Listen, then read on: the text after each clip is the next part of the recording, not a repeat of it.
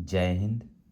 कल के क्लास में हम लोग एनसीईआरटी एमसीक्यू भारतीय इतिहास का क्लास 6 का चैप्टर 1, चैप्टर 2, चैप्टर 3, चैप्टर 4 इन सभी का ऑब्जेक्टिव प्रश्न को हल कर लिए थे।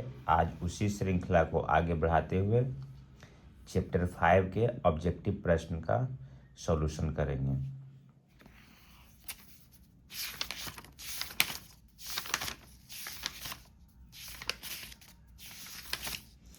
इन सभी प्रश्नों को हम लोगों ने सॉल्व कर लिया था। आज से देखिए यहाँ से शुरू करते हैं चैप्टर 5। इसका देखिएगा नाम है क्या बताती है हमें किताबें और कब्रें। इसमें देखिए आप पहला प्रश्न है, वेद संख्या में 4 हैं, इनमें सबसे प्राचीन वेद निम्नलिखित में से कौन सा है।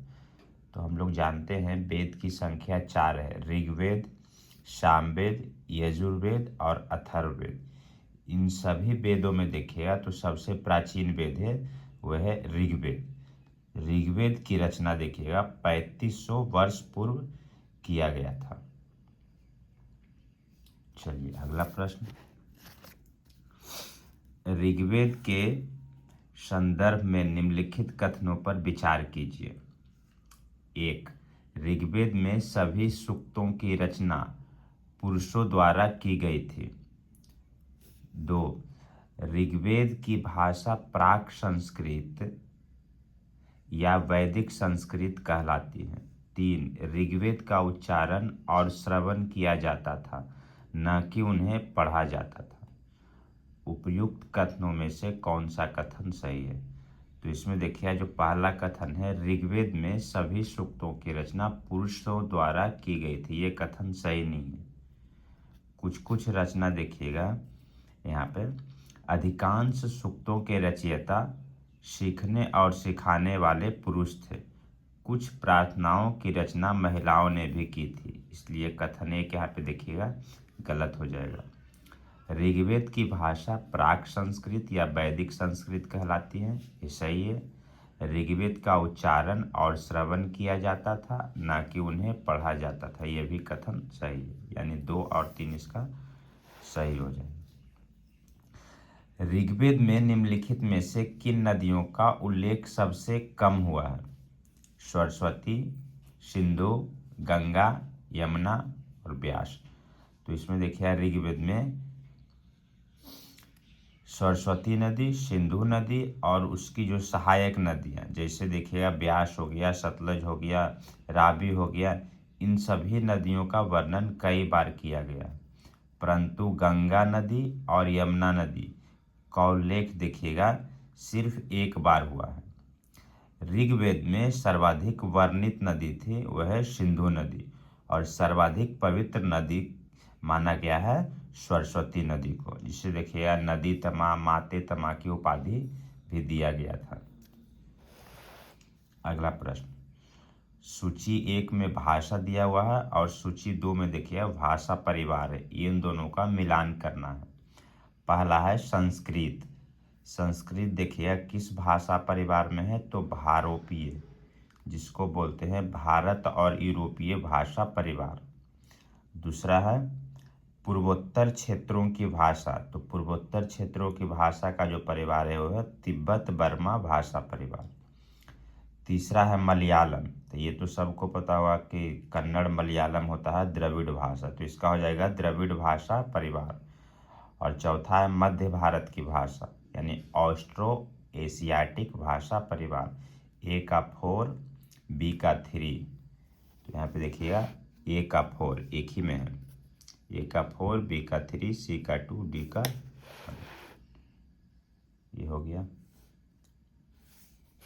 यहाँ पे देखिए तमिल, तेलुगु, कन्नड़ और मलयालम भाषाएं द्रविड़ परिवार की भाषाएं हैं, जबकि झारखंड और मध्य भारत के कई हिस्सों में बोली जाने वाली भाषाएं ऑस्ट्रो एशियाटिक परिवार से जुड़ी हैं। 5वां प्रश्न, ऋग्वैदिक युद्धों के संदर्भ में निम्नलिखित में से कौन सा कथन सही नहीं है। नहीं है को टिक करना है। 1. इस काल में मवेशियों के लिए युद्ध लड़े जाते थे। 2 लड़ाइयाँ जमीन के लिए भी लड़ी जाती थी। 3 युद्ध में जीता गया धन केवल सरदारों और पुरोहितों में बांटा जाता था। 4 इस काल में युद्धों के लिए कोई अस्थायी सेना ये नहीं होती थी। तो इसमें देखिए जो कथन 3 है, युद्ध में जीता गया धन केवल सरदारों और पुरोहितों में बांटा जाता था, ये कथन गलत है। यहाँ पे देखिए युद्ध में जीते गए धन का कुछ भाग सरदार रख लेते थे, कुछ हिस्सा पुरोहितों को दिया जाता था और शेष धन आम लोगों में बांट दिया जाता था। कुछ धन यज्ञ के लिए भी प्रयुक्त होता था। देखिए कथन 1 हो जाएगा, वो कथन सी है जो इसमें है वो गलत है। प्रश्न हो गया। प्रश्न संख्या 6,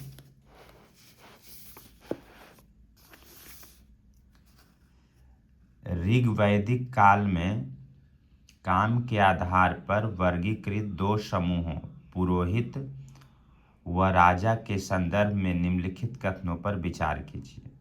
कथन 1, पुरोहित जिन्हें कभी कभी ब्राह्मण कहा जाता था, तरह तरह के यज्ञ और अनुष्ठान करते थे। कथन 2, राजा महलों में रहते थे और शासन के लिए कर वसूलते थे। उपयुक्त में से कौन सा कथन सही है? तो इसमें देखिए कथन 1 सही है और कथन 2 में दिया हुआ है राजा महलों में रहते थे, तो ये देखिएगा ये सही नहीं है। यहाँ पे देखिए लिखा हुआ है राजा एक प्रकार का सरदार था, उसकी शक्तियाँ सीमित थी। आभास होता है कि कबीले की आम सभा जो समिति कहलाती थी अपने राजा को चुनती थी, इसलिए देखिए कथन 2 इसमें गलत हो जाएगा। ऋग वैदिक काल के राजा न तो बड़ी राजधानियों और महलों में रहते थे और इनके पास सेना थी, न ही इनके पास सेना थी और न ही ये कर वसूलते थे, न ही कर वसूलने का काम करते थे और न ही इनके पास अस्थाई सेना रहती थी, इसलिए देखिए कथन 2 इसमें गलत है। अगला प्रश्न, निम्नलिखित में से कौन से शब्द ऋग्वेद में मिलते हैं? जैसे पुरु जन या विष, भरत जन या विष, यदु जन या विष। तो इसमें देखिएगा ये तीनों शब्द का उपयोग ऋग्वेद में किया गया है। पुरु जन या विष का भी, भरत जन या विष या फिर यदु जन या विष, तीनों का उल्लेख उसमें मिलता है। अगला प्रश्न, आर्य लोग अपने विरोधियों को निम्नलिखित विकल्पों में से क्या कहते थे? शत्रु, विरोधी, अरि या दस्यु। तो आर्य लोग अपने विरोधियों को दास या दस्यु कहते थे। इसमें देखिए दस्यु लिखा हुआ है, यानी ऑप्शन नंबर डी इसका हो जाएगा। प्रश्न संख्या 9, जिस युग में उपमहाद्वीप के उत्तर पश्चिम में ऋग्वेद की रचना हो रही थी उसी समय कुछ अन्य जगहों पर महापाषाणिक कब्रें बनाने की प्रथा का विकास हो रहा था। महापाषाणिक कब्रों की प्रथा के संदर्भ में निम्नलिखित कथनों पर विचार कीजिए। कथन कौन कौन सा देख लेते हैं। कथन 1, यह प्रथा केवल दक्कन और दक्षिण भारत में प्रचलित थी। दूसरा, कुछ महापाषाण जमीन के भीतर होते हैं, कुछ जमीन के ऊपर भी दिख जाते हैं।